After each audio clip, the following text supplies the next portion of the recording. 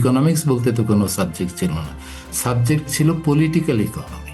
এই যে ইনস্টিটিউশনাল চয়েসটা, এই সিদ্ধান্তটা হচ্ছে পলিটিক্যাল সাইড, আর ইকোনমিক্সটা হচ্ছে নাট বল্টুর ব্যাপার। কি উৎপাদন করব, কিভাবে টেকনোলজি কি হবে, কোন ধরনের মেশিন ব্যবহার করব, আম প্রডিউস করব না জাম প্রডিউস করব নাকি মেশিন প্রডিউস করব, আবার কার জন্য হবে, এই যে উৎপাদনের বেনিফিটটা, এই উৎপাদন থেকে যে আয় হচ্ছে সেই আয়টা কারা পাবে, দি ইস্যু অফ ডিস্ট্রিবিউশন। এখানে কিন্তু পলিটিক্সটা সবচেয়ে বড়, কারণ এইটা ডিপেন্ড করছে প্রতিষ্ঠানগুলোর উপরে।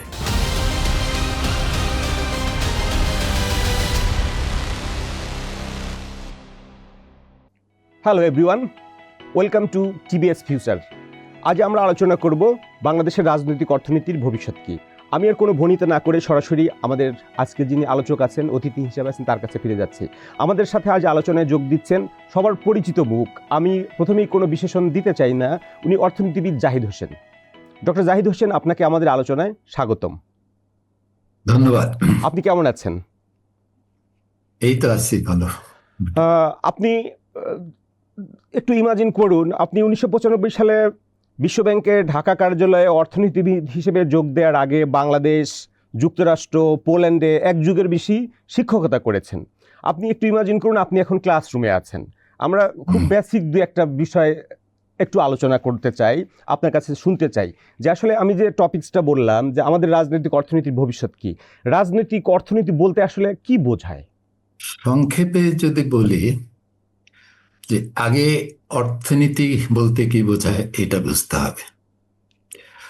তো অর্থনীতির, আপনি যদি প্রথম দিনে কোনো ক্লাসরুমে যান, একটা অর্থনীতির উপর কোনো বিশেষ ব্রাঞ্চ না, ওভারঅল ইকোনমিক্সের একটা ক্লাস, যেটাকে জেনারেল ইকোনমিক্স বলা হয়, সেইখানে প্রথমেই শিক্ষক আপনাকে যে ইন্ট্রোডাকশনটা দিবে যে অর্থনীতি কি ধরনের প্রশ্ন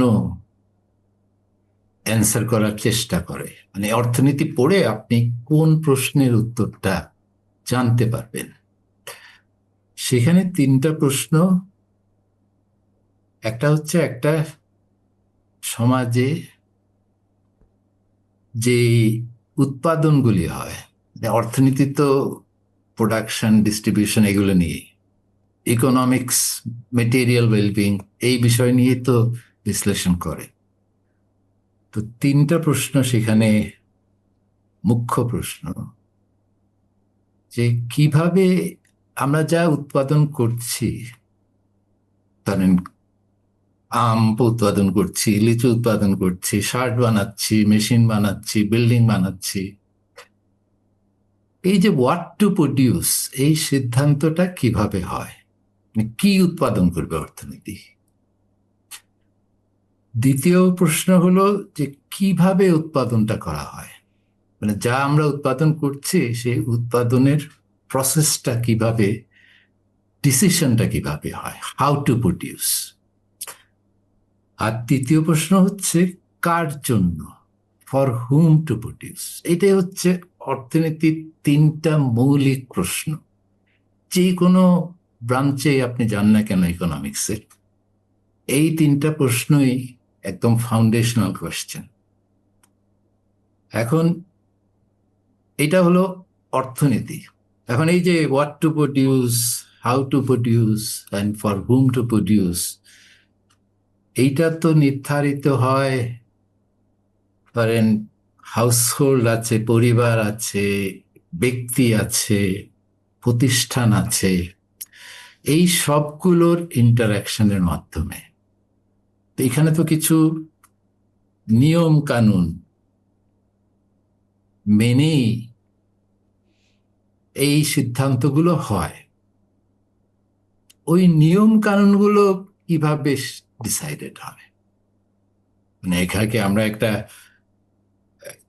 বাজার ভিত্তিক অর্থনীতির মাধ্যমে সিদ্ধান্তগুলো নিব, এবং সেই বাজার ভিত্তিক অর্থনীতিতে এইটা কি ক্যাপিটালিস্টিক সিস্টেমে কাজ করবে, যেখানে প্রপার্টি রাইটটা, ইন্ডিভিজুয়ালের প্রপার্টি রাইটটা 1 নম্বরে থাকবে, এটাকে ইনশিওর করা, তারপরে কন্ট্রাক্ট এনফোর্স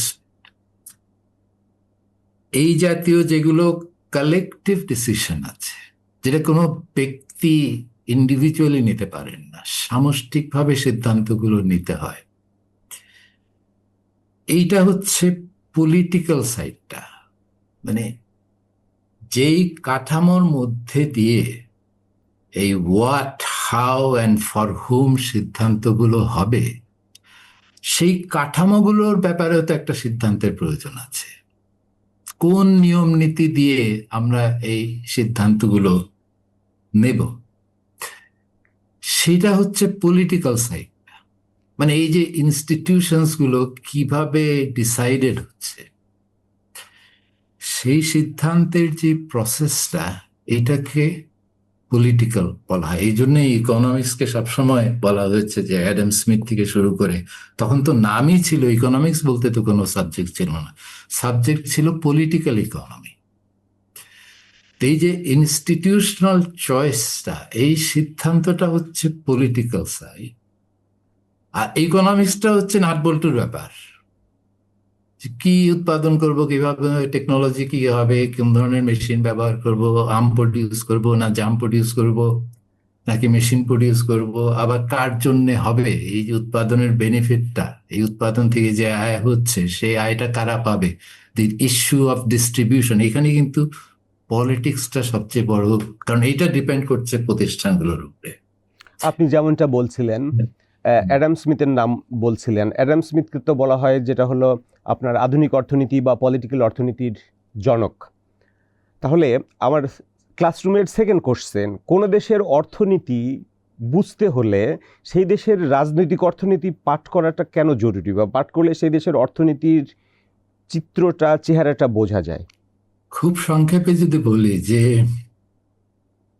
অর্থনীতি যেই মাটির উপরে দাঁড়িয়ে থাকে, যেই মাটির উপরে দাঁড়িয়ে অর্থনীতি তার কর্মকাণ্ড চালায়, সেই মাটিটা কি শক্ত মাটি, নাকি কাদা, নাকি চোরাবালি, এইটাতে আপনি কি দাঁড়ায় থাকতে পারবেন, নাকি হাঁটতে পারবেন, নাকি দৌড়াতে পারবেন, এই মাটির যে বৈশিষ্ট্যগুলো, এইটা নির্ধারিত হয় পলিটিক্যাল প্রসেসের মাধ্যমে।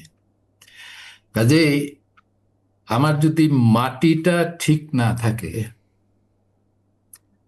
তাহলে কিন্তু আর ইকোনমিক্সটা তখন খুব একটা প্রাসঙ্গিকতা পায় না, কারণ আমি যেটার উপরে দাঁড়ায় আছি ওইটাই তো কোনো মানে ভরসা নাই। আমি কি ওইটা দাঁড়ায় গর্তের ভিতরে পড়ে যাব, নাকি শুধু দাঁড়ায় থাকতে পারবো, আমি কি দৌড়াইতে পারবো, নাকি শুধু হাঁটতে পারবো, আর হাঁটলে আমার জুতা কি কাদামক লেগে যাবে, গায়ে কাদা লাগবে, মানে হাউ হেলদি আপনার এই মাটির উপরে দাঁড়িয়ে থাকতে পারবে, কতটা সুস্থতার সাথে, এইটা নির্ভর করছে পলিটিক্সের উপর। কাজে ওই জন্যে ইকোনমিক অ্যানালিসিস আপনি দেখবেন, এই যে এখন মডার্ন ইনস্টিটিউশনাল থিওরি, আসেমিগ্লো, রবিনসন, এরা যে কাজগুলো করেছে, এখানে বলা হয় যে ইকোনমিক ইকুইলিব্রিয়ামটা ডিসাইডেড হচ্ছে পলিটিক্যাল ইকুইলিব্রিয়াম দ্বারা। তার মানে এই না যে ইকোনমিক্সের কোনো রিভার্স ইনফ্লুয়েন্স নাই পলিটিক্সের উপর, কিন্তু প্রাইমারি ডিটারমিনেন্ট হিসাবে যদি আপনি চিহ্নিত করতে চান, তাহলে কোনটা বলবেন? Does economics determine politics, or does politics determine economics? সেখানে রিলেশনশিপটা দ্বিপাক্ষিক, কিন্তু ফান্ডামেন্টাল কোনটা, সেইটাই হচ্ছে পলিটিক্স, মানে পলিটিক্যাল প্রসেসটা। ডক্টর জাহিদ হোসেন, আমাদের সময় দেওয়ার জন্য আপনাকে ধন্যবাদ। আপনি ভালো থাকবেন, সুস্থ থাকবেন, নিরাপদে থাকবেন। আশা করি আবারও আপনার সঙ্গে কথা হবে। আপনাদেরকে অনেক ধন্যবাদ। ডিয়ার ভিউয়ার্স, আমাদের সাথে থাকার জন্য আপনাদের ধন্যবাদ। আপনারা ভালো থাকবেন, সুস্থ থাকবেন, নিরাপদে থাকবেন।